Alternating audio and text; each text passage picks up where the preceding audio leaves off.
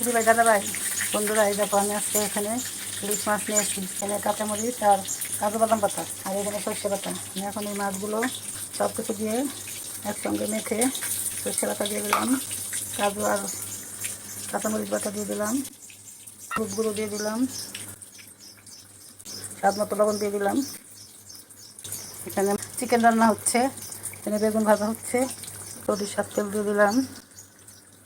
এগুলো দিয়ে এখন একসঙ্গে মেখে আমি রান্না করব।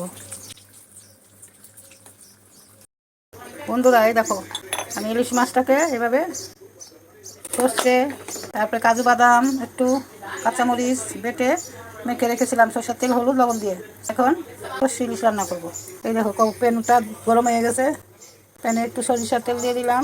তেলটা গরম হয়ে গেছে, দিলাম দুটো ছোটো ছোটো তেজপাতা আর দিয়ে দিলাম একটু কালো জিরা। এখন মাছগুলো দিয়ে দিচ্ছি, ইলিশ মাছগুলো।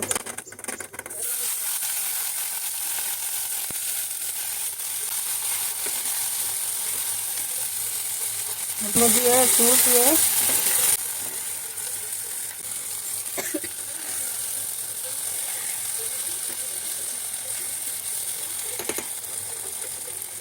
পেট্রোল দিয়ে এখন জল দিয়ে দিচ্ছি, পরিমাণ মতো জল দিয়ে দিচ্ছি। এখন এটাকে ঢেকে সিদ্ধ হওয়া পর্যন্ত রান্না করে নেব। এই দেখো বন্ধুরা, মাছ সর্ষে ইলিশ হয়ে গেছে। এখন উপর থেকে একটু সরিষার তেল দিয়ে তারপরে কমিয়ে ঢাকা দিয়ে রাখবো।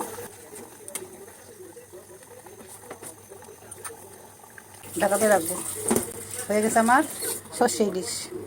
এই যে বন্ধুরা, আমার ইলিশ মাছের সর্ষে দিয়ে পাতুরি হয়ে গেছে। দেখো সর্ষে পাতুরি হয়ে গেছে ইলিশ মাছের।